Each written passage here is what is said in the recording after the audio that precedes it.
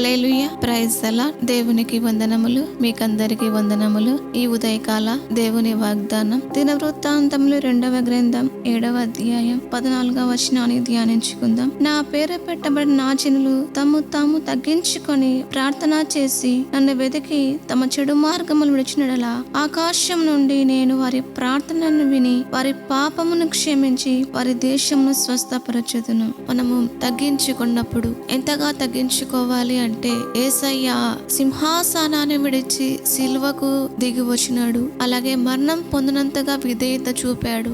అలాగా మనం కూడా తగ్గించుకున్నప్పుడు దేవుడు మనల్ని హెచ్చిస్తాడు. మనం ఎంతగా తగ్గించుకుంటామో మనకు అంత హెచ్చింపు కలుగుతుంది. నేల మటుకు తగ్గించుకోవడం ద్వారా మనకు హెచ్చింపు, ఆశీర్వాదము కలుగుతుంది. అలాగే మనం చూస్తూ ఉన్నాం, పరిసేయుడు సుంకరి ఎంతగా తగ్గించుకున్నారు. పరిసేయుడు అయితే నేను దశంభాగాలు ఇస్తాను, కానుకలు ఇస్తాను అని తను గొప్పగా చెప్పుకున్నాడు. అయితే సుంకరి తాను ఆకాశం వైపు చూడలేక నేను పాపినని గ్రహించుకున్నాడు. అలాగా ఎంతగా తగ్గించుకుంటామో మనం అంతగా హెచ్చింపబడతాము, అంతగా ఆశీర్వదింపబడతాము, అంతగా మనము దేవుని కృప చేత మనం ఎదగబడతాము. అలాగే ప్రార్థన చేయాలి. మనము దేవుని సన్నిధిలో ప్రార్థన చేయాలి. అలాగే దేవుణ్ణి మనము ప్రతిరోజు మనం వెతికినప్పుడు, మందిరంలో కానీ ఇంటిలో కానీ మనం వెతికినప్పుడు దేవుణ్ణి ఆయన ప్రత్యక్షం అవుతాడు. దేవుడు మాట్లాడుతాడు. మనం బైబిల్లో చూస్తూ ఉన్నాం, అబ్రహాంతో అయితే మోషేతో అయితే ముఖాముఖగా స్నేహితుల వలె మాట్లాడినట్లుగా దేవుడు మనతో మాట్లాడుతాడు. అందుకని మనము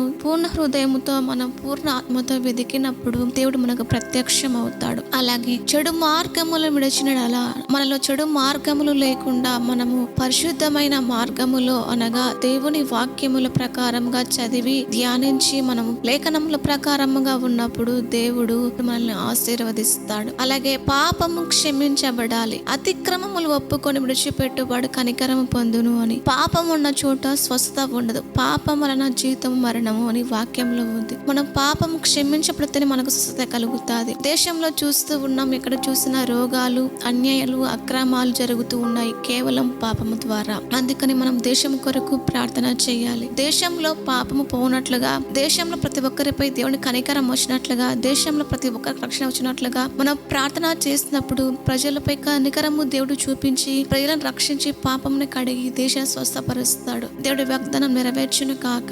ఆమేన్. ప్రార్థన. పరిశుద్ధుడా తండ్రి, నీకు వందనాలు, స్తోత్రాలు ప్రభువా. తండ్రి, నువ్వు మాట్లాడిన దానాన్ని బట్టి తండ్రి స్తోత్రాలు నాయనా. అయ్యా, మేము తగ్గించుకోవడానికి మాకు సహాయము దయచేయండి ప్రభువా. అయ్యా, నీ సన్నిధిలో వెదకడానికి సహాయము దయచేయండి ప్రభువా. చెడు మార్గములు లేకుండా నీ పరిశుద్ధమైన మార్గంలో ఉండడానికి సహాయము చేయండి తండ్రి. దేశాన్ని స్వస్థపరచండి తండ్రి. పాపాన్ని క్షమించండి తండ్రి. దీవించి ఆశ్రయించి తోడుగా ఉండి సహాయము దయచేయమని యేసు నామములో ప్రార్థిస్తున్నాము తండ్రి. ఆమేన్.